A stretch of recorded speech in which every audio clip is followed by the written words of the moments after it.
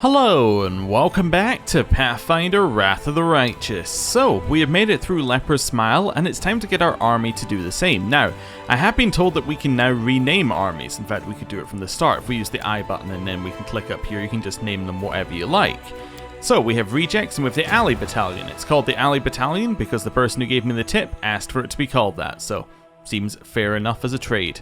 Right, we're going to head up here with our main army. And then we're going to kind of just move our way along. Although, can I assign a general yet? We can now assign you. Perfect. So now we have a general in this army. The reason why I was worried about it was because without a general, I believe we don't have an infirmary. And therefore, any troops that we lose would be permanent, which makes fights a little bit more dangerous. But now, I feel very confident in just moving our way along here to fight that three-man demon army. Let's see how this goes. Right. Well, we should definitely use one of these. What's this actually do? It doesn't actually tell us because it tells us what it does outside of this mode. Okay. Hit him with... I guess I should hit the largest amount with that Smite Evil. Yeah, and then we'll move forward. Hell Knights can attack this turn. How far do we reckon these guys can move? I think we can probably have an extra turn waiting. Yeah, move in there. Let's see what happens. We got hit with something. What's that? Paralyzed for 1 round. Well, that sounds terrible. I want to hit them with a Bane. And then maybe a heal. Okay. Get around here and attack. I hate the paralyze as a move, so yeah, hopefully it doesn't become a huge problem. Now we have 2 that are paralyzed, so I've described that as being a huge... Actually, you're feared, not paralyzed. Okay, wonderful. I would describe that as a huge problem. Heroism, maybe? We actually don't need that. Could give you bull strength. Let's go bull strength. Then attack. Oh, that's just a straight up kill no matter what. Love it. So now paralyzed shouldn't really affect us. Let's see. Heal. Perfect. Attack that one. And then attack that one. Those are some good numbers. Not really that worried, although the infirmary size filling up is slightly worrying. Alright, attack. Chance that kills. Let's go for it. It didn't. But now we guaranteed kill it there. Nice. So now it's just basic looking units. Head up here. Head around the back and attack. And then head in here. Okay, this is fine. Few dead there. Keep going. Nice. They're now just doing very, very small amounts of damage, and they should be dead. One more hit. Yeah, fantastic. Right, we replenished all of our units, and we have defeated the army. Did we get anything for it? The cultists protected their caravan of valuable supplies to the death, but the Crusaders prevailed. It seemed that the demon worshippers plundered the treasures from nearby Sarkorian ruins, so we gained finance points from that. How many finance points do we have? Also, our morale is rather low, but that's okay. Finance points. We have, yeah, 2,803. Okay. Well, there's not a lot we can do with that battalion right now, although apparently it can go in 4 directions, which is interesting. I did also spot this one right here. It gives us 2,000 experience if we were to defeat it, which is pretty nice, I would say, if we can actually get there. Although I assume, yeah, we're going to have to head out there and then down. Maybe that's if we want to get to that underground hideout. Okay. With our other army here, the Rejects, they're just going to follow the main army because really there's nothing else for them to do. And then if we get the ability to add like another unit to our main army, we'll do it. There we go. Right. So now we've moved our armies. We had no recruitment to do, right? Not really. Not unless I'm willing to pay a lot of money to get them, which I'm not really willing to do right now. Right, so let's head towards this inconspicuous camp. Okay. Head up here. And then along. So, not far from one of the canyon walls in the Worldwound, among the forests, an inconspicuous camp is hidden, well protected from the prying eyes of both demons and crusaders alike. You can only find it if you know exactly where to look. Well, we do, so let's find out what's in it. I believe this is the one that we found a note about, saying that if we need a friend, we should come here. In fact, I might still have it in here somewhere. Bloodstained letter. No, that's Harkel's letter. Elven notes. Yeah, come to my camp if you want to talk. I have much to share with you, a friend. Okay. How big is this area? Not too big. Okay. Hello. Krynook? What's this? Ooh, elven notes. I'll have them. Hello. The aged kobold sitting by the small campfire greets you with an amicable gesture. He doesn't reach for his weapon or hiss threateningly. All in all, his behaviour is highly unusual for one of his kind. His clothes look quite unusual too. Not many kobolds opt for human clothing, nor do they adorn their possessions with spikes or scales. Greetings, my name is Krynook. I'm all alone here, so you may safely come closer. He speaks smoothly, without the usual kobold hissing. Moving slightly aside, the kobold points to the carcass of a small animal on a stick roasting over the fire. Dinner will be ready soon. Who are you? As I've already mentioned, my name is Krynook, at your service. The kobold offers a short bow, an unusual gesture for one of his kind to make. As a rule, kobolds do not express their respect to anyone other than dragons. I am a traveller, and a friend to the Crusade. I can be your friend too, if you are tolerant towards kobolds. Krynook utters the word tolerant with shocking ease, as if he is something other than the narrow-minded and savage subterranean beast you expect him to be. Kobolds are infamous for worshipping dragons and despising all other races. And few of them would even understand the concept of tolerance, let alone subscribe to it. Wait, what did you just say? Tolerant? Are you sure you're a kobold? Ah, so you saw through my disguise. Krynook tried to mislead you with sweet words and then ambush you. The kobold utters a loud hiss, then morphs into an amused chuckle. Of course I'm a kobold. Trust me, you are not the first to be shocked after hearing me speak and realizing that I'm not going to rob or kill you. I'm lucky. If representatives of other races want to be seen as intellectuals or decent conversationalists, they have to read a lot of books, refine their manners, possess a passing knowledge of classical theatre, and douse themselves in fine perfume. Whereas in my case, all I have to do is not lunge at you with a spear or hiss every other word. Was it you who left me that note? The kobold shrugs. Of course. Who else could it be? I wanted to make sure you were interested in the information I can provide. What are you cooking?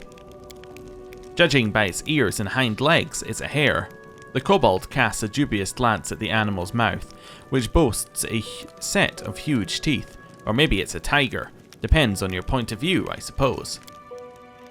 Don't try to be cute, kobold. It doesn't suit you.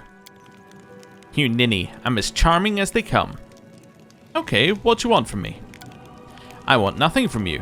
I am asking for nothing. I'm simply offering help. I sympathize with your cause and would like to provide whatever support I can from time to time. Does that work for you?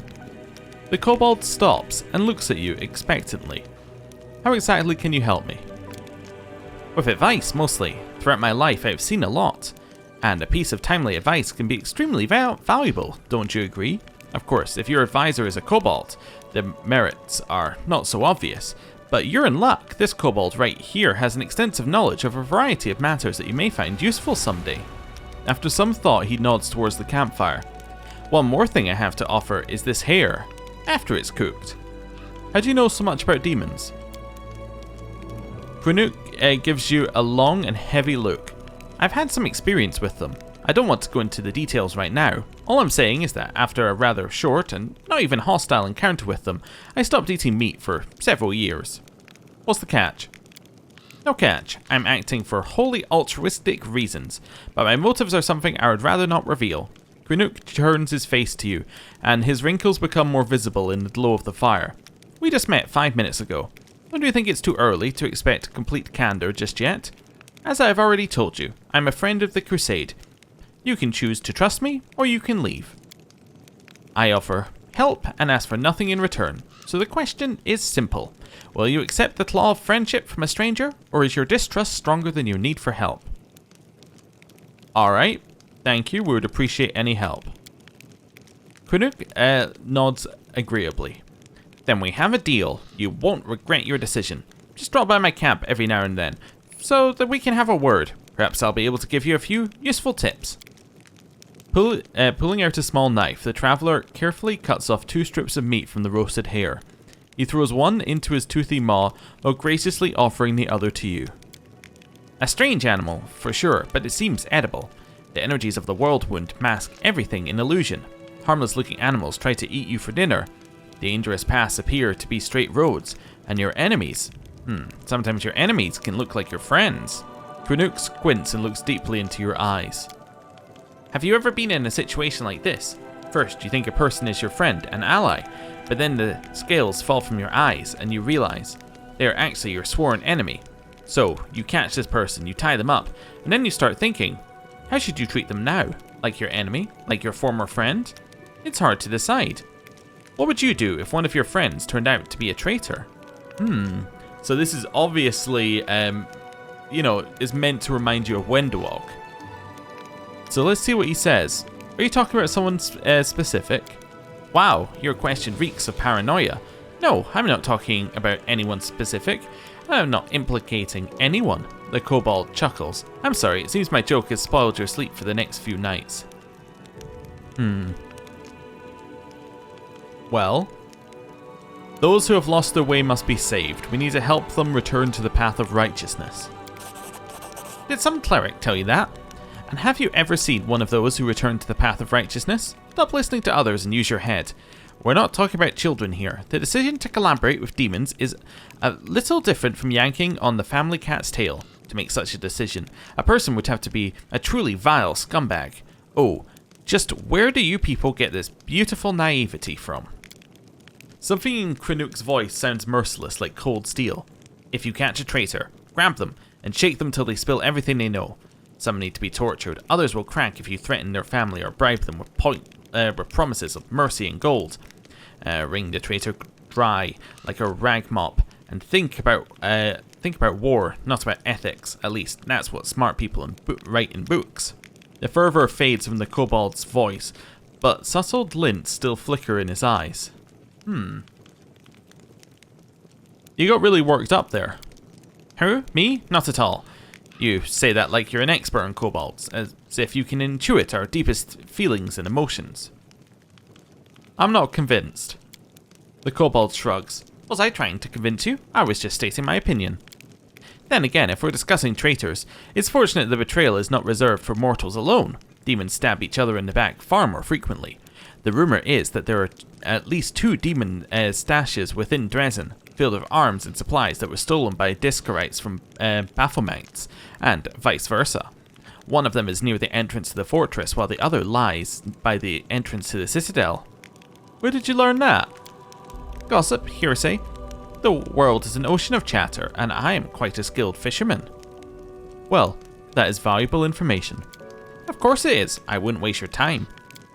Cracking his knuckles, Krenuk gives you an inquisitive look. I hope that when the time comes for you to make real decisions instead of hypothetical ones, your wisdom won't fail you. Just one bad choice can turn a revered leader into a disgraced pariah. I've seen it happen before. I've lived through something like that. My tribe suffered a disaster caused by just one bad choice. Can you even imagine? The kobold squints sadly, his shoulders slumping a bit. With a sigh, he begins to talk. I don't like telling this story, but it might be useful for you to know it. Perhaps it will serve as a warning. Will you tell me? Crusades clears his throat and starts talking in a sonorous voice that reveals his experience as a bard. I was born into the mighty and proud tribe of the Night Ruby. Our caves were vast, our mine shafts were rich in quartz and metals, and our underground lakes were brimming with fish. And of course we had plenty of slaves. The Night Ruby was a model of kobold success. It was a tight-knit, greedy and aggressive tribe that intimidated even a few of the nearby human settlements. But there was a flaw underlying our power. Once, long ago, a leader of our tribe signed a pact with devils, promising them the soul of every tribe member in exchange for help and prosperity. Since then, every new All-Watcher has had to agree to the pact, and the power of the tribe grew, as did the number of lost souls. It was like that until our leader, Urmak, came to power.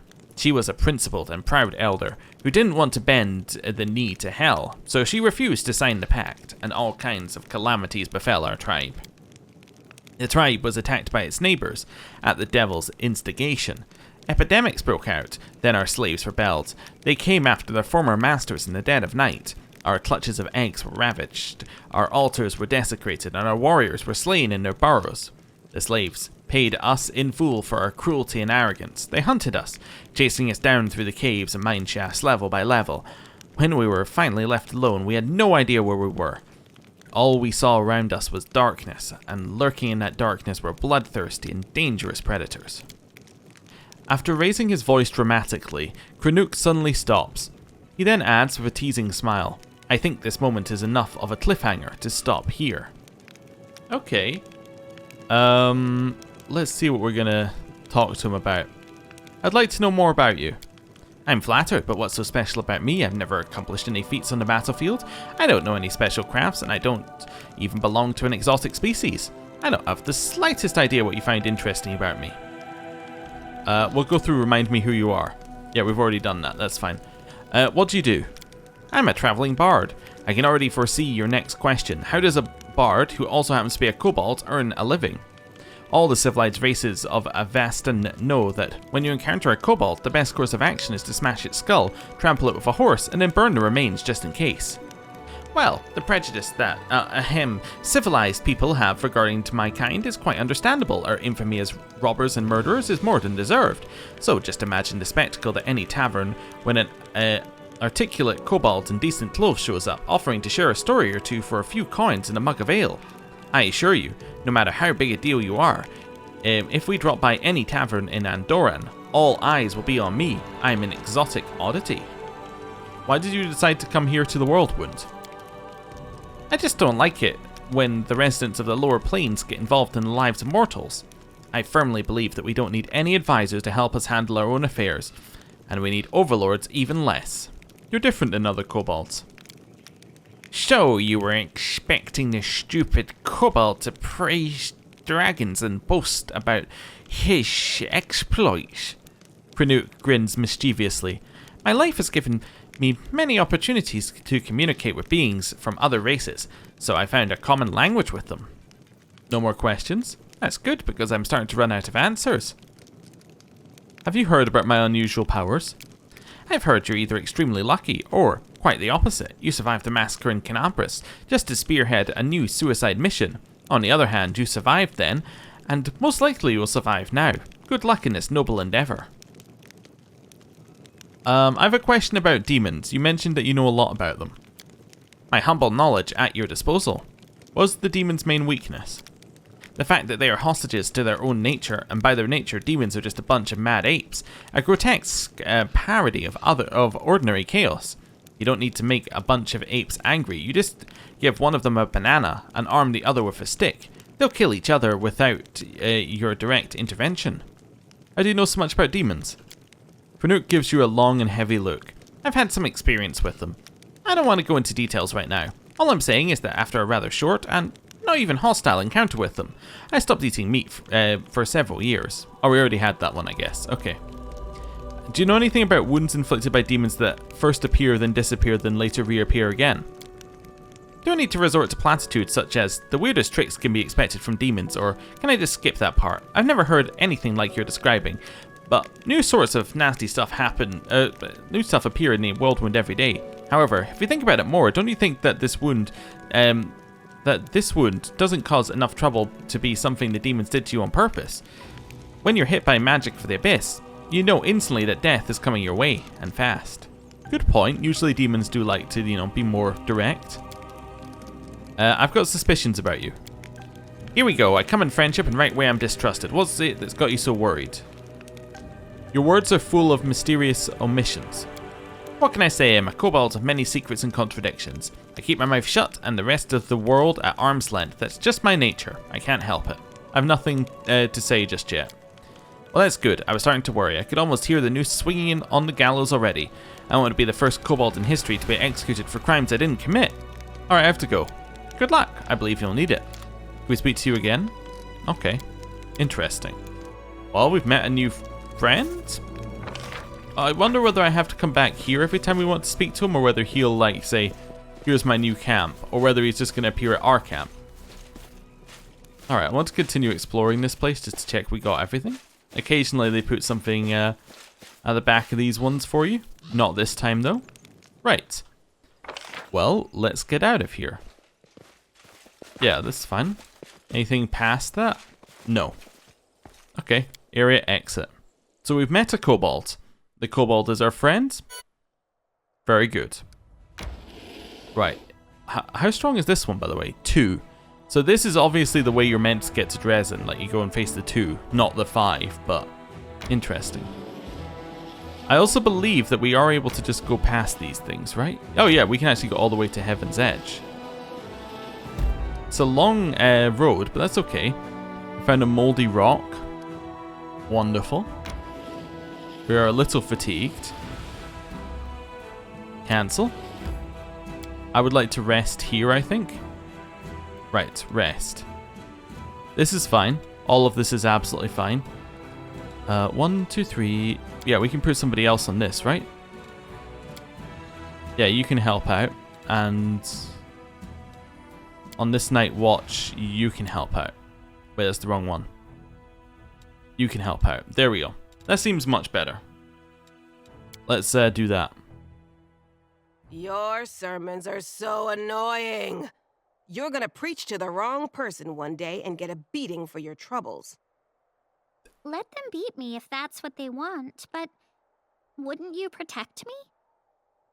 Okay, I was wondering who she was talking about for sermons, but okay, no incidents, and that went very well. Okay, cool. Heaven's Edge. Count Arenday's family estate. The manor was abandoned after a tragic event claimed the lives of everyone inside on a single day.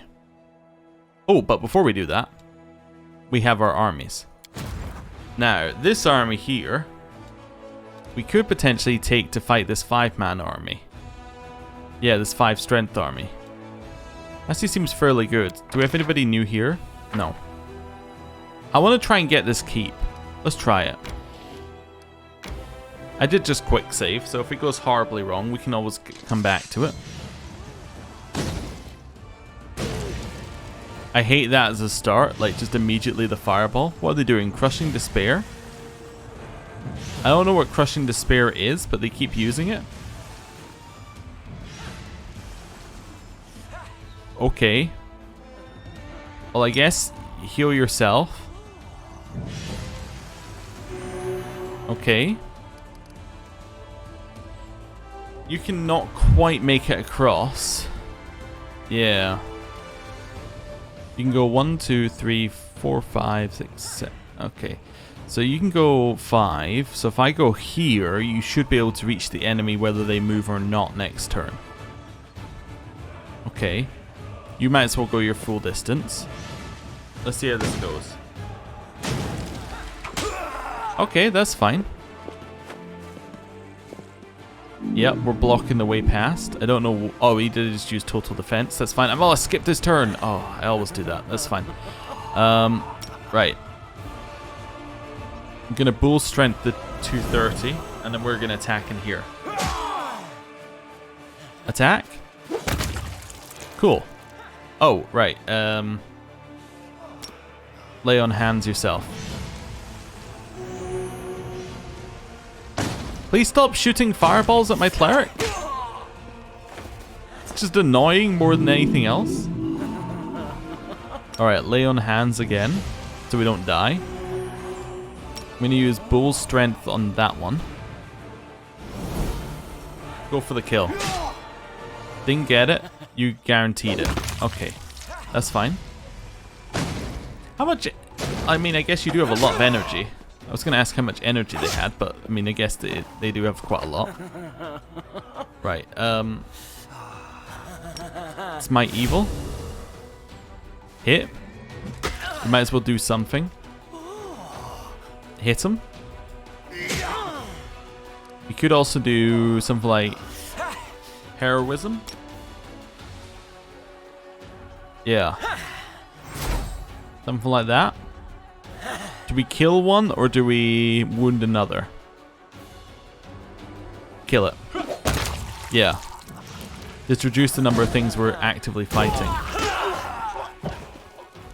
That's very annoying, the constant fireballs on my clerics.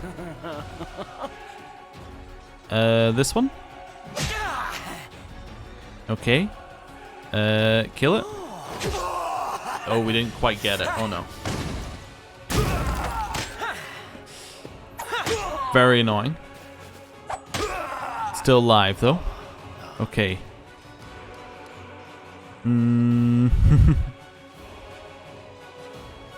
Well. Guess one of those. Attack. Okay. Yeah, knew that was coming.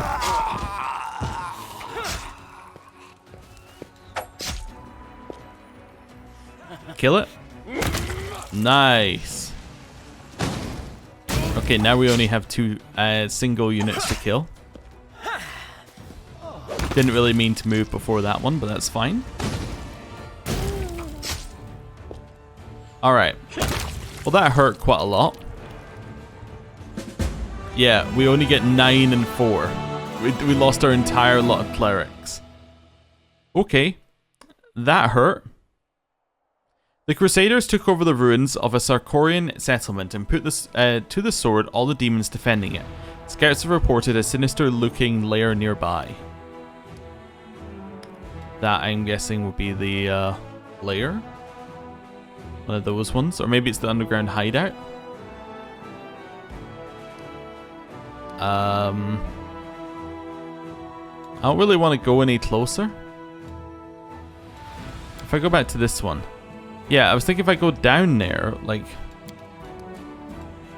I think I have to move this army up.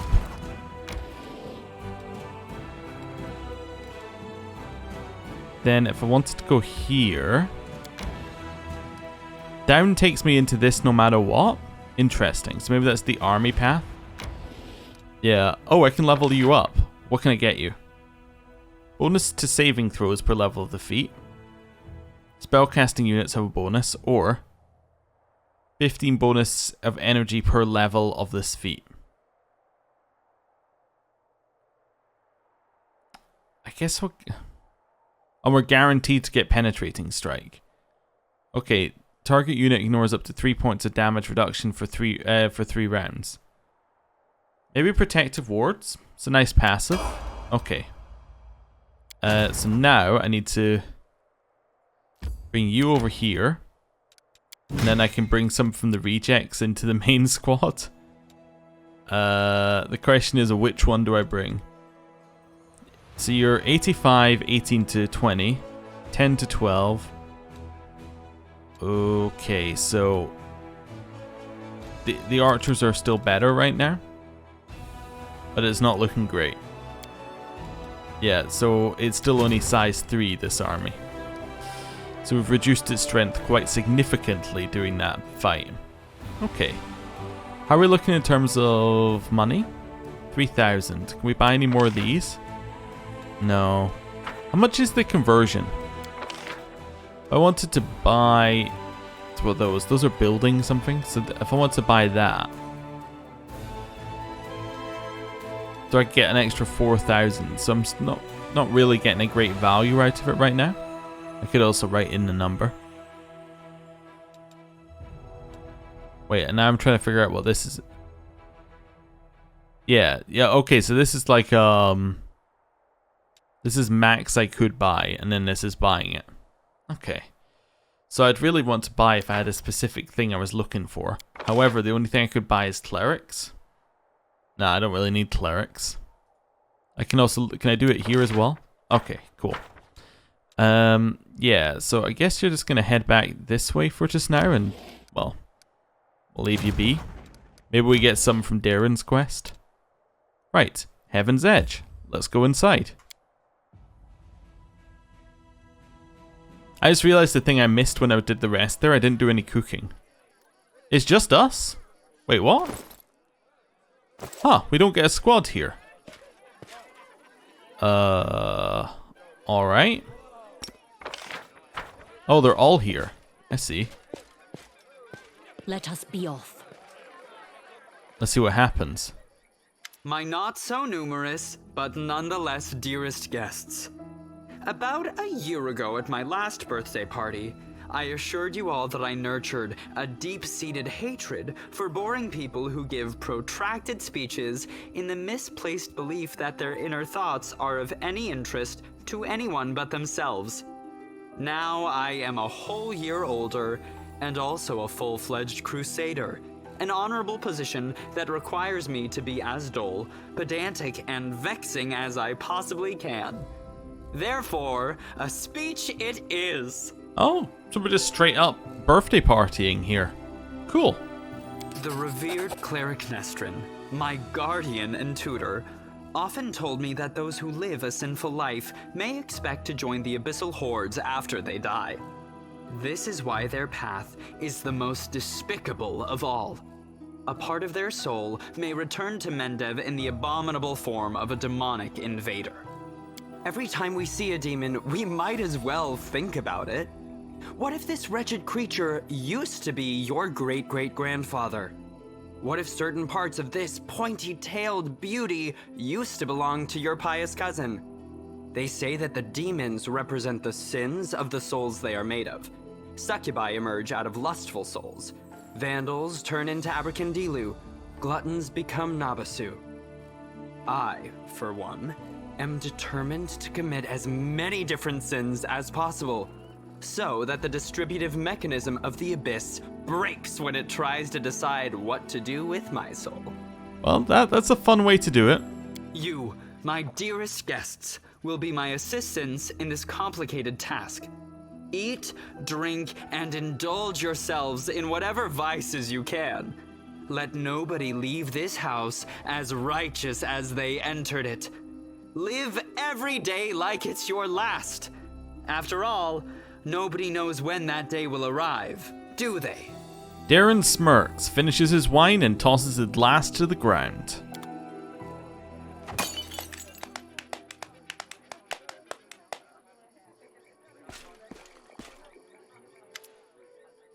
How interesting. Inquisitor Lator whispers in your ear from behind. What did you find interesting? Nothing really. I just took a few notes of a few things. I attempted to find out whether anything unusual or mysterious has happened to the Count over the last 10 years. During my conversations with his acquaintances, 2 people noted that he never speaks of the revered Nestrin, the priest of Iomade who was his guardian and tutor. Yet he just mentioned Nestrin in his speech, whatever that might mean. You told me that you tried to find out if anything odd had happened to Daeran over the last 10 years.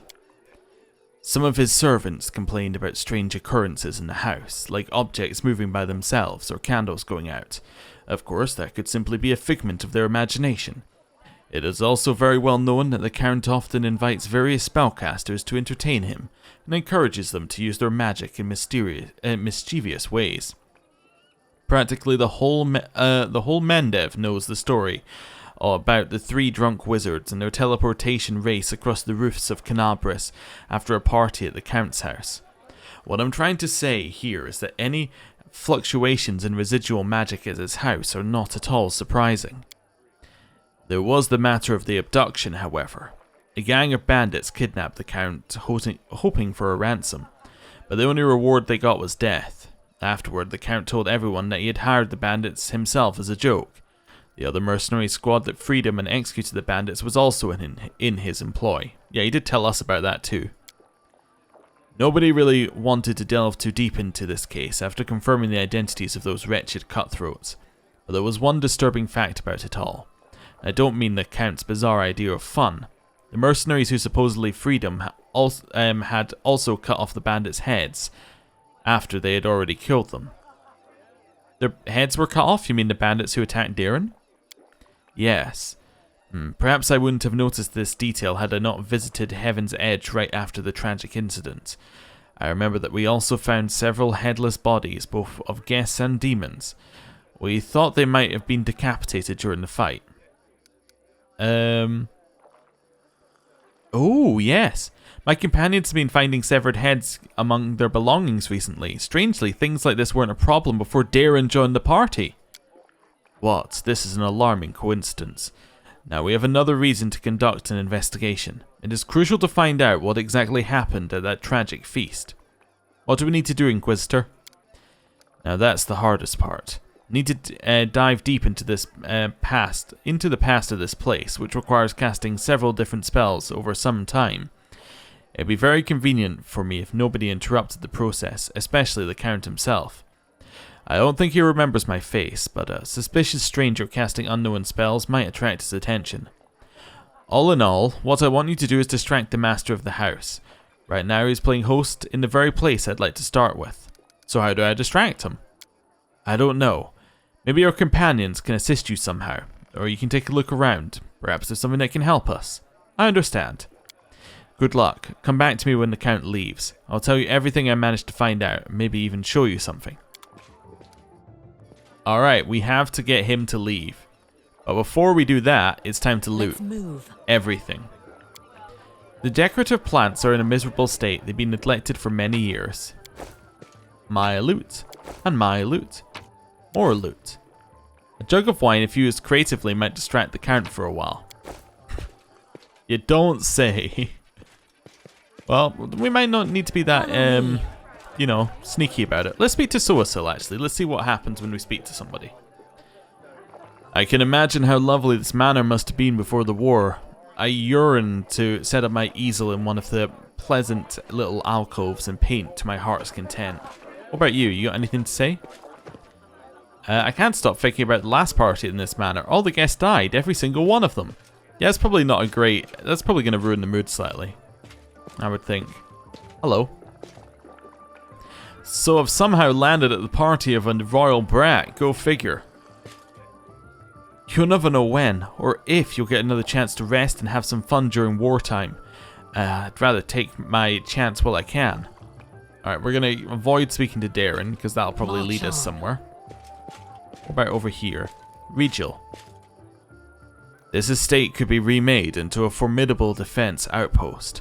It should have been expropriated for the sake of the war effort, and the owners compensated after victory is secured.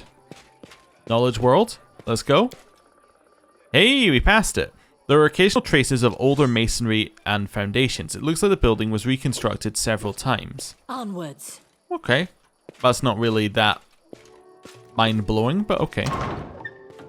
What have we got over here? Ooh, okay. Kind of a destroyed room. Cold Iron Master Orc Double Axe. Okay, don't need it. This one? Leave it be. This loot? Have that. This door is sealed and looks like it hasn't been opened in a very long time. Okay. Let's continue along this hall. It's not that large a house. This one? Ooh. Okay, we got stuff in here. Stand ready. Countess Selania Neva Darane with her infant son Daeran. Unlike typical aristocratic portraits, this one depicts a young mother having fun with her child on a seesaw. Okay, interesting. I guess that means that she was probably a little unconventional. Is that what we're getting from that? Yeah, okay, we've read that one, I think. Let us be off. Might be wrong. This one? 1,000 Revolutions. Legend of the Pathfinder. That's fine. I'm just skimming them to see whether there's anything in particular we need there. Scrolls. Ooh. Look at that. What have we got here? Clear purpose. These bracers allow their wearer to cast healing spells without provoking attacks of opportunity. They also grant a +2 bonus on concentration checks. That's obviously for Daeran. Unsurprisingly, I would say that Daeran has items for himself here. Let's move. Right. We'll grab that as well. Let me just leave. Oh no, this is fine. We can actually head in here. It'd be absolutely okay. I thought there was another room here, but not quite. I double back on myself. Hello. Everything here is just so sparkly. I'm just gonna take a look at this thing and put it right back. Honest. Hello. I don't like it here. This party is stupid. The psychological premise for mortals' attraction to the sights of mass murder or gluttony. Which article from my encyclopedia should I focus on now? Follow me. Nothing up here. More loot to grab. So far our only plan is the wine plan. Grab that. Hello. Oh, it's you. Do you remember me? I called upon you to save the Count in Canabras. You did! Ah, cool. Oh, Camellia is hiding in the background as well here. The door is sealed and looks like it hasn't been opened in a very long time. So this leads off to somewhere else. Oh, right, not really. That's fine. Back over here. Again, a door that hasn't been opened in a very long time. We're walking past Camellia, that's okay. Oh, no, never mind. Speak to Camellia. I adore this estate, so much beauty, so many quiet nooks. Okay, so we've been everywhere so far. Quick save, let's have a little chat to Daeran. Daeran, who has been watching the guests with an unreadable expression, turns his head to you and says in a casual tone like he's continuing a conversation that was interrupted. I have always considered myself an aesthete, not a hero. When Doomday comes, I thought I'd pour myself a glass of 100-year-old wine, sit in the front row and just watch the world burn. Playing the violin was also an option. Now I'll be damned if I know how I ended up in the 5th Crusade. How did I become the companion of a heroine chosen by Iomade? It was our destiny to end up together. Daeran snorts and averts his eyes for a moment. Oh, do go on. Tell me more about Heaven's Edge. This estate was once a truly beautiful sight, with its lush gardens and placid ponds. Daeran smiles briefly. It is a genuine smile, quite different from his usual half-smirk. The house itself is not that large, however. This land was part of the border region even before the Worldwound, so my ancestors took that into account when laying the foundations. The larger the mansion, the harder it is to defend. I'd gladly give you a tour, but I'm afraid there's not much to see here. Activate the fire suppression system? Interesting. I didn't have much time, so my servants only managed to clean up this yard, the great hall, and a couple of rooms. There was nothing interesting about them, except perhaps a magical firefighting system powered by water elementals. I'm not sure it's still functional, though. Well, let's see how we want to... I don't really want to say this. So why did you really decide to throw a party at the scene of such a tragedy? You know, we could ask that, I suppose. Yeah, why did you really decide to throw a party at the scene of such a tragedy? What's this ghoulish farce all about? Daeran freezes. What an odd feeling. It's like I had been lying under the sun in a spectacular meadow in full bloom, then you barge in to pour a bucket of ice-cold water all over me. Is this how you treat people who invite you to their celebrations? No, you don't have to answer, but I could come up with a polite excuse, but I'd rather match your courteous manners and put it bluntly, I do not wish to continue this conversation. Thank you for ruining my mood. I shall retire to my chambers for some time. Oh, I didn't really want to... No, okay. I didn't really want to do that. I just wanted to see if he had an answer for me.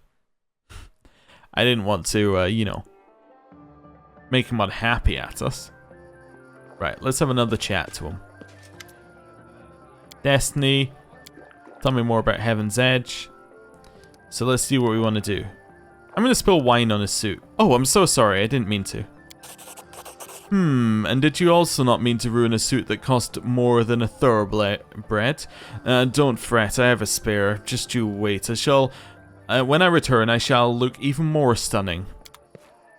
Alright. So we can now head down and speak to, Leoter. Hello. Right. Oh, everybody's moved position as well. Interesting. Woljif? Little sus. Okay, right, back over here. I see that you did your part, Commander. Thank you. Now get ready to watch and listen closely. I shall unveil the past of this place and try to show you whatever I find.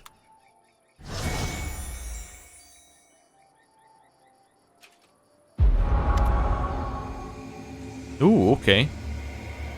The hum of voices, laughter, and music fills your mind.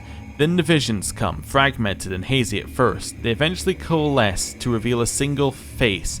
It is a woman of stunning, heavenly beauty, and her delicate features instantly tell you who she is. The family resemblance to Daeran is obvious. My dear guests, the Lady of Heaven's Edge welcomes all of you today. I hope this day is as bright for you as it is for me, because on this day my only, precious, sometimes arrogant but utterly beloved child was born. A child is usually a reflection of their parents and caretakers. Countess, will you allow the humble tutor of this young man to address the guests and the man of the hour as well? A new face appears. It is a handsome old man with a strong, dignified posture and a voice that emanates power. Can't we just have one day without your sermons? It's my birthday after all. 10 years ago, the young Daeran had an utterly angelic appearance. His table manners and expression lacked the dignity of a true angel, however. Day, I'm sure the revered Nestrin only wanted to hug you and offer you his best wishes on your birthday.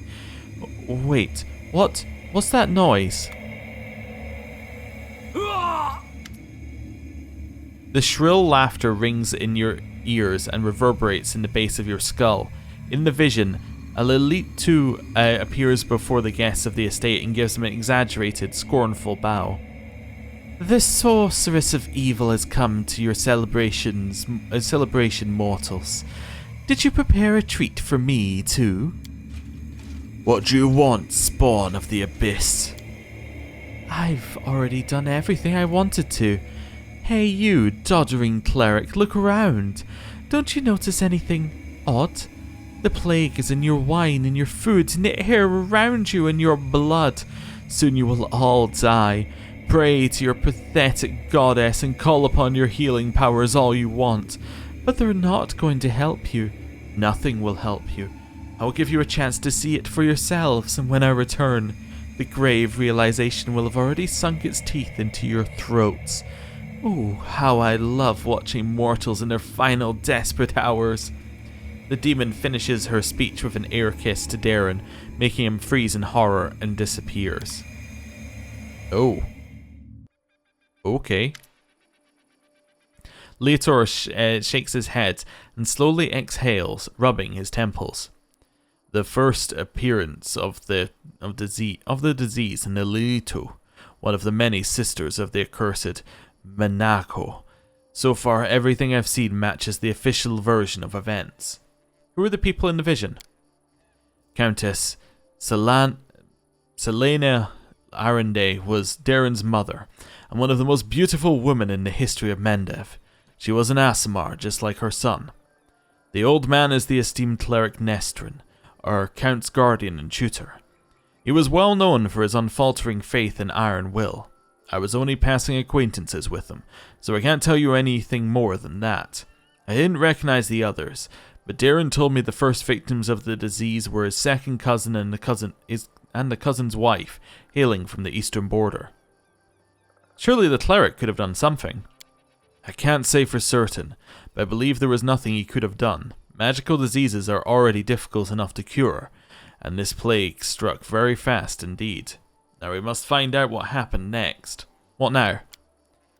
I can sense the aftershocks of a very strong outburst of emotions and memories somewhere in the west wing of the house. Something must have happened in one of the rooms, so please check if anyone is in there and distract them if need be. west. Alright, so it's probably Woljif. We could just ask Woljif to leave. I'm sure he would do it. But now we've done that, we can actually speak to the people in here again. Let's see whether they've got anything new to say. Fun and frolics may shield us from horror and despair, but one should use this shield sparingly. Both this place and its owner make me think how deceptive appearances can be, but I cannot deny that the wine here is very good.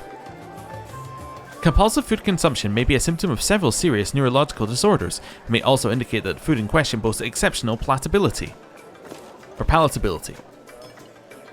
How can a single family or even a person live in a house large enough for my entire tribe? Vigil? Don't think I underestimate the importance of quality rest for soldiers, but this revelry isn't rest, it's decadence. Nobody in that side, okay. Ember? There's so much food here. If I let Sue eat everything she wants, she'll become twice as fat and won't be able to fly anymore. Camellia? I wonder why the demons who attacked Heaven's Edge chose plague as their weapon. It was so unimaginative. Okay, Camellia. It's a little odd to say. Hello. I just saw a portrait of Daeran's mum, so she was an Aasimar too, huh?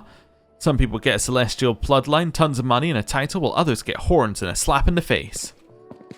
Well, I'm sorry to hear that, Woljif. We'll leave you be, so it must be Daeran's room that we need to get someone out of. Hey, Daeran. Daeran arches a brow at you, but he doesn't seem to be disturbed in the slightest by your entrance. He's not trying to cover up or get dressed any faster.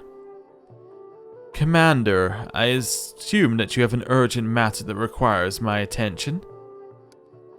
What is this room? Daeran casts a look around the room as if he had never seen it before and then just shrugs carelessly. Just a random room. I told my servants to make some rooms ready. This is one of the rooms they chose. Doesn't look so random to me.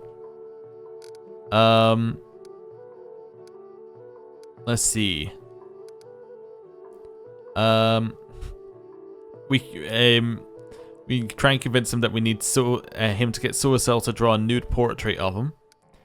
Persuade Sela to dance or Camellia to dance. Let's say Camellia. I'm absolutely confident you won't be able to persuade Camellia to dance with you. Ah, now that is a challenge. I can imagine her either graciously acquiescing or deftly slipping deadly poison into my wine just for suggesting it. Such is our dearest Camellia. You've given me a brilliant idea. And off he goes.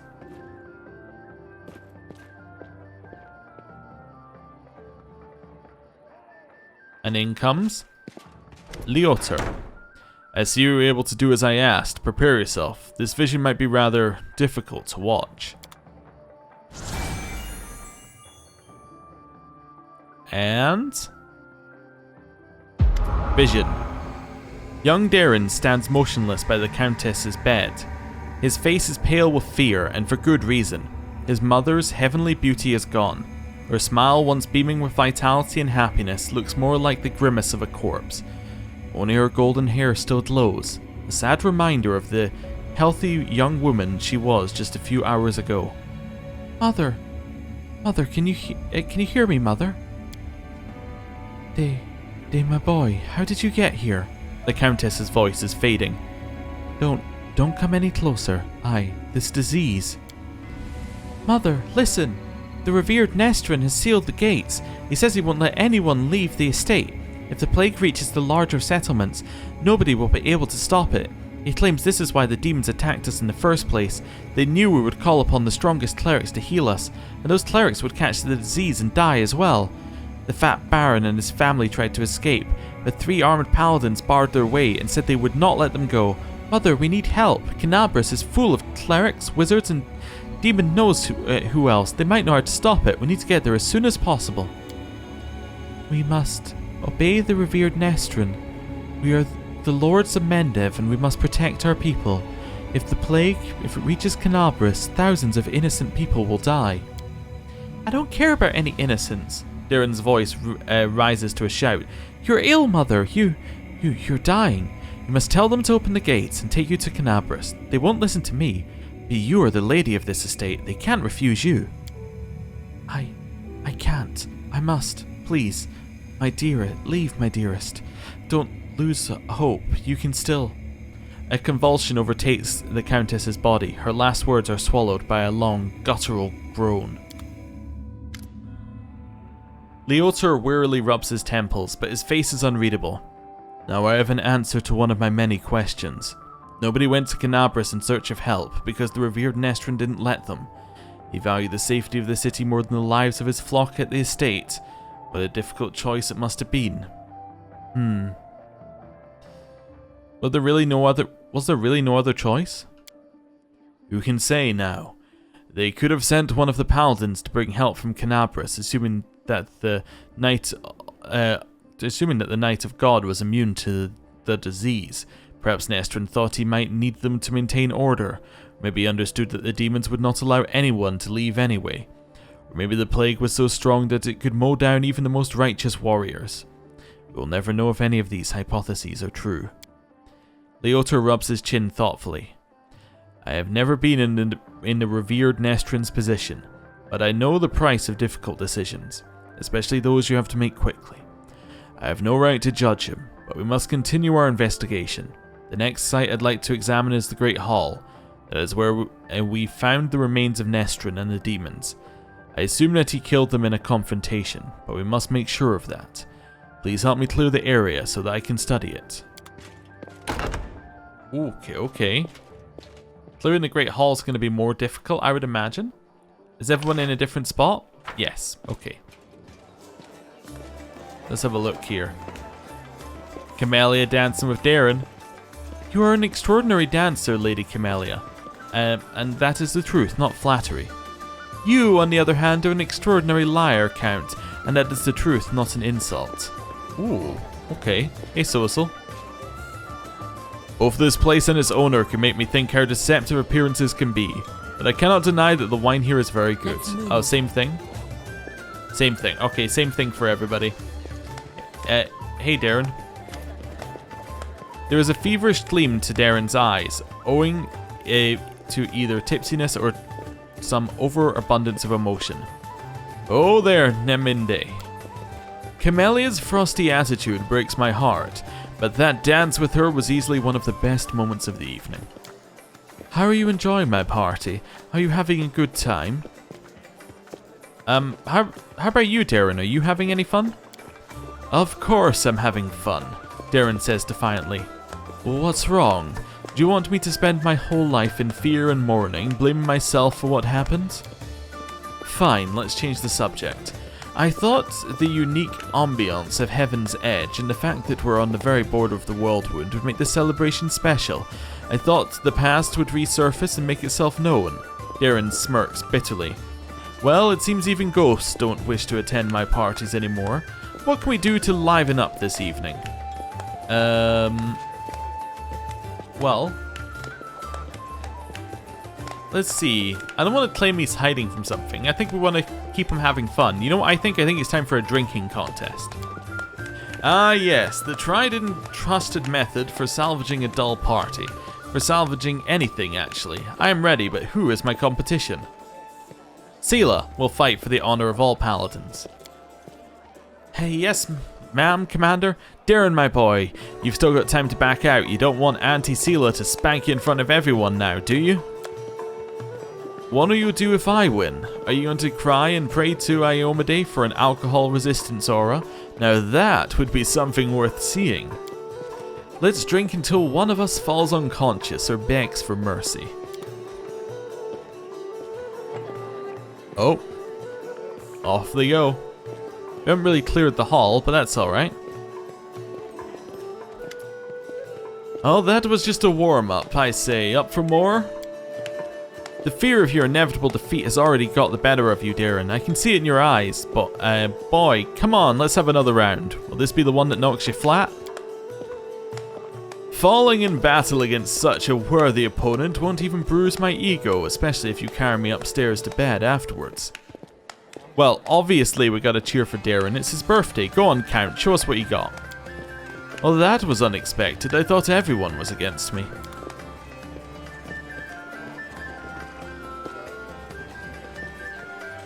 Alright. Whoa, are we done here, or are you ready for another round? To whom should I dedicate this glorious feat, putting the haughty, self-absorbed prick of a count in his place? To my dearest royal cousin, I'm sure any failure of mine will bring her joy. Oh, my head feels funny.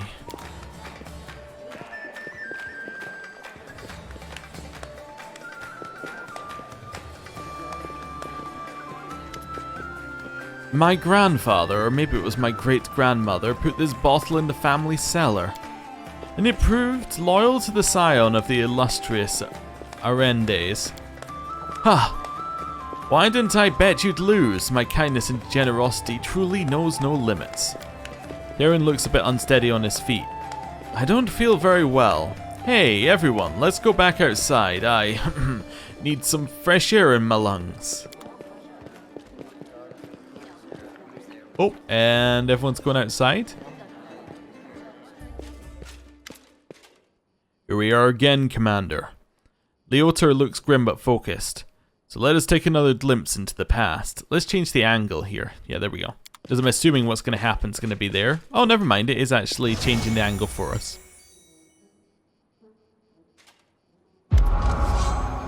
A ripple of laughter flows through the hall. It begins as a sweet, charming chuckle, but then turns into a rasping cackle that makes Daeran huddle even deeper in his corner. Oh, why are you running from me, my sweet prince? Come on, let me touch you. I'll give you... The booming voice of an old man dressed in Iomedaean robes shakes the walls of the hall. Get away from him, demon. Let the boy go. By the blade of the inheritor, you touch him only over my dead body. You are pathetic, old cleric. Are you the guardian of this charming little prince? Well, you guarded him in vain. The disease is already circulating in his blood, and soon he will rot before your very eyes. You won't be able to help him, and I can at least make sure his death is beautiful, clean and sweet. The demoness turns her eyeless face to Daeran and licks her lips. A coarse laugh escapes the young man's throat. We'll see about that. Leotar turns towards you in astonishment. Droplets of sweat glisten on his temples. Something is wrong, Commander. My spells are not working as expected. It's as if some kind of supernatural explosion occurred here 10 years ago, blending everything together, the magical auras, the emotions, the memories. I will try to read it again. Could it be dangerous? I cannot say for certain, but it is unlikely. The past is in the past, and no one can travel through time except for some uniquely powerful entities like Aeons, perhaps the eldest of the First World. Eldest. No beings rule the chaotic and changeable plane known as the First World, the home of the Fae, but its most powerful residents there are the mighty beings known as the Eldest, sometimes known as the Fae Lords or Shapers. They each pursue their own mysterious goals and have little interest in the doings of lesser creatures. I believe that later on in Kingmaker this is relevant, but I'll say no more. Even though the past of this place is horrible, it poses no threat to us in the present. Hey, but it's something to do with time travel? Maybe our Aeon's gonna get involved. Please continue. Just give me a moment to focus. I will try to channel my visions and feelings to you as accurately as possible. Daeran, my boy, what's going on? Leotar's muscular shoulders suddenly begin to shake. The vision he is channeling does not change, but you feel something enormous and chilling silently infiltrate the reality around you. The presence of this nameless being becomes almost palpable. Some alien entity is talking to him. Hurry, old cleric, stop him right now. Do you really want to see what happens when... Save me. Can you save me? The presence thickens into something more tangible. The entity is silent, but you feel your blood pulsing in your temples, and each beat brings a new image, or rather a new notion. Help brings the feeling of relief and safety. Exchange makes the pulse stronger. and more demanding. Gate and secret come immediately after. The images become heavier, almost visible. Secret, keep the secret, otherwise death, death, death, death. The gruesome images whirl through your mind, filling it with pain and fear. And then it all starts again. Help, exchange, secret, death. Nestrin stretches out his shaking hand, suddenly looking like a doddering old man instead of a mighty cleric imbued with holy power. Daeran, wait.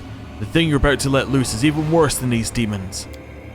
Daeran's body is quivering like a taut bowstring. His eyes dart up from the cleric to the demoness who is frantically casting protective spells. Demons, saints, I'm so fed up with all of you. Burn.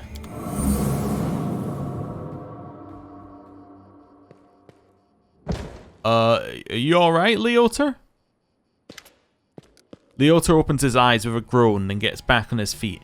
His legs are wobbly, his eyebrow is cut, but he seems not to notice. Sincere sorrow is written on his face, as well as a strong hint of horror. What a misfortune! No, what a disaster. Everything is far worse than I imagined. Are you alright? The strain, the emotions, they overwhelmed me, made me faint like an agitated youngster. It is nothing, really. I will not be able to cast any spells for the rest of the day, but aside from that, I'm fine. Do you understand now what happened 10 years ago? The Inquisitor slowly exhales through clenched teeth and says in a low voice, still massaging his temples. Yes and no. Damn it, my thoughts are astray. I will try to explain everything to you in full detail. Many living things are capable of performing the most extraordinary feats, good or bad, when a deadly threat looms over them. 10 years ago, the young Count found himself cornered in every sense of the word, and he allowed some alien entity to intercede for him. It frightens me that all my experience as an Inquisitor is completely useless in this case. It does not resemble anything I've heard or read about. This entity, I think I will call it the Other, possesses uncanny power. It was capable of instantly killing 3 greater demons, a mighty cleric, and a host of other mortals. You saw everything yourself. What's even worse is that this entity, this Other, it is still here. Leotar takes a long pause. His gaze is drawn to the chamber where all the guests are laughing and dancing. Daeran's eloquent voice rises above the music for a moment. He's asking someone to bring more wine and adds more logs to the fire. I don't know exactly what exactly this creature is, but I know what it did to the Count. It turned him into a living gateway. The Other is not inside the Count's body. It is not directly controlling his mind, and that's why there are no obvious signs of possession. But it is looking through his eyes. It treats him like a window to our world, and can instantly step through it to wreak whatever havoc it desires. Does Daeran know anything about all this? Yes, of course he does. Did you hear what the Other tried to convey to us? Help in exchange for a secret. Death. Death to those who know the truth. It wants to have an opportunity to use the Count as a gateway without anyone knowing. This is what made Daeran deny that he remembered anything about the conclusion of the events at Heaven's Edge. Oh, so it probably wants to kill us now? What might the Other want? This is the strangest thing about it all. It came to this world 10 years ago and it's still here, right? All this time it's been watching through the eyes of the Count. Had it, for instance, wanted to kill Her Majesty the Queen, it would have had plenty of opportunities to do so. The Count can get close to practically every influential figure in Mendev, but the Other refuses to act, or his interests lie in some other sphere. Like potentially within the Worldwound? Maybe this is why he's in the 5th Crusade. Maybe it wasn't, just the Queen coming up with an idea. Maybe there were other things at work. Did the Other kill everyone then? The disease was not to blame? Not everyone, just Nestor and his paladins and the few remaining guests. Damn it. I know that it was the work of a mysterious, omnipotent entity, but it still stings. I was here 10 years ago, and I didn't check everything personally, and those who did failed to sense that something was wrong. Could the Other be the reason why my companions keep finding severed heads among their belongings back in Canabras? It seems very likely. I'm almost certain you are right. People tend to lose their heads when they get too close to Count Arenday anyway. Ha! I do apologize, that was inappropriate. Perhaps your gruesome findings are the heads of some cultists who tried to kidnap the Count during the Canabra slaughter, or perhaps they provoked the other in some other way. We have to do something. Yes, now I understand Father Nestrin perfectly. I must make a crucial decision despite a dearth of information. The Inquisitor falls silent for a second, then he looks you right in the eye. Commander, first and foremost, I must apologize to you. Second, I must ask you to keep this secret. What are you sorry for? I apologize for dragging you into this mess. You see, the other, an entity of immense power, stated very clearly that it would kill anyone who found out the truth. Anyone who knows that the Count is actually its living gateway. I suppose the secret is currently known to 3 people on Golarion. You, me, and Count Daeran. And that means... Leotar gives you a crooked smirk and shrugs. Why should I keep it a secret? As soon as the Count finds out that we know his secret, the other will understand it as well. We do not know what it is and what exactly is the scope of his powers, but we do know it would dispose of anyone who might reveal its existence. I've made a decision, Leotar says gravely. I will not tell anyone about the discovery we've just made, not even the Queen or my superiors. Instead, I will immediately go to Nerosian and sift through all the archives of the Inquisition in order to find out what exactly we are dealing with, and how it can possibly be defeated. I may also make some cautious inquiries in other places, including Absalom.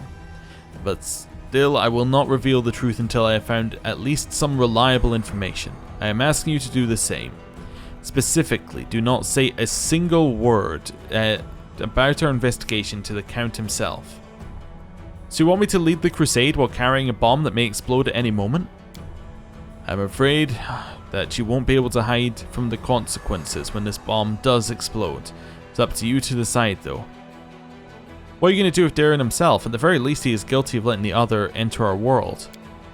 Right now I'm more concerned about the other, but when we find a way to get rid of this entity, the Count will have to stand trial. Many things about this case are still unclear, including the extent of his guilt. Did he call upon the other by himself, or did he simply answer its call? Could he refuse its offer, or would it have led to his immediate death? Every detail is important, and every testimony needs solid proof. That's the difference between righteous justice and blind vengeance. I'll keep your secret. Leotar lets out a sigh of relief. You've made the right choice. You know, Commander, people say that we Inquisitors are not pack animals, that we prefer to hunt on our own. I adhered to this strategy for the better part of my life, and only today have I felt how different it is to work with a partner. You aided me in my investigation. If you allow me, I would like to give you something. Decent gear can sometimes mean the difference between life and death in our line of work. Goggles of the dreadful judge. I recommend that you go back to the guests and spend the rest of the evening as you please. Anything else might raise suspicions. I must leave immediately in search of the knowledge we all need so desperately. Farewell, Commander. May the light of Iomade guide your path, and Leotar Hawkblade will try to keep your path to triumph clear of any unwanted guests. What are these goggles? Are these unique Inquisitor goggles? That's what I'm hoping. If the wearer of these goggles has the Judgment class feature, they gain 2 additional uses per day. They also grant a +5 competency bonus on persuasion skill checks made to intimidate. So they're useless. Sort of. Daeran? Do you have the other one that I gave you for... Yes, you do. So this is actually for Daeran now. Of course, it's a monocle. Lovely. So that should mean that he now has a +7. Assuming they stack, which they might actually not stack. Yeah, they might not stack, but hey, what can you do? Can I actually see what is... No, I can't see what it would be. Oh, it's updated. Every young aristocrat is obligated to have a secret or two. In this regard, the young Count Arande has eclipsed all of Mendevian high society. His secret is the mysterious and incredibly dangerous entity for whom Daeran has become a living gateway to the world of Golarion. The Count has already spent 10 years living in the unseen presence of his otherworldly guest, completely unable to tell a soul about it. And no matter where Daeran's gaze may turn, someone else is always watching through his eyes, the other. Or someone else is watching through his eyes, the other. Okay. Right, let's get out of here and speak to Daeran. Can we speak to everyone else? Have you got more stuff to say? I don't want to complain, but I'm not sure I'll be able to endure another hour of this outrageous debauchery. Okay, new dialogue lines. Cool. Camellia? I like the party. It's a pity that it's already coming to an end. Follow me. Okay, who else have we got in here? We do have Horse at the back. We haven't spoken to Horse yet. Hello, you got anything new? Yeah, okay, no. Rachel? I hope this travesty is finally over. Are we leaving already? Yeah, no, I wouldn't mind staying for a little while. I've been watching our count and wondering, if you imagine his head as a boiling pot, then what kind of brew is bubbling inside? Weird question. I shouldn't have drunk so much if the demons didn't suddenly turn up. If the demons suddenly turn up, it'll be a lot of fun, either for me or for them. Hey Nano. There is a common opinion that any party like this, one must inevitably end with a fight. If you're trying to encourage me to check this hypothesis personally, then I'd rather observe from afar. Hello, Horse. You got anything to say? Nah, you're just here, huh? Okay. Right. Hello, Daeran. I don't know if my opinion matters to you at all, but you were the very best guest I could ever wish for. Wonderful! That's what I was hoping for. I was hoping not to ruin his day. Right. And to the world map we go. I will take his loot as well. Because we can. Now, next question. Does it reduce our party size? No, so it keeps our party the same size. So we've now finished that location. Yes, completely, I believe. Let me just have a look at the companion quests. So the only one we have left is Nenio. Okay, have we got anything else? So Elven Script, that's for next time we see the Storyteller, when we have some of that. That's wait. Apparently this one finishes in this one finishes in Act 5, so I mean we've got a little bit to work on there. And we get like stuff every act for it and all sorts of stuff. So there's a lot of time left on that. Secrets of Creation. Yes, that one's far over on the left, so we don't need to worry about that. And it's not the last, this isn't the last age for this. Not age, act for this. There we go. Chapter. That's the word I was looking for. This is go to Dresden, which is what we need to do anyway. Wait for Kayles's schemes to be revealed. Okay, cool. So really, we've not got that much left to do. Well, we've got no quest left to do, so now we could actually make our party whatever we need it to be successful. Got a couple of places I want to go to over here, and I guess we're working our way towards Dresden. The only problem with Dresden is I hope we don't need to actually attack it with an army, because our army is terrible, but, you know, we'll see what we can do. Anyway, I'm going to end the episode there. Thank you for watching. I'll see you next time. Goodbye.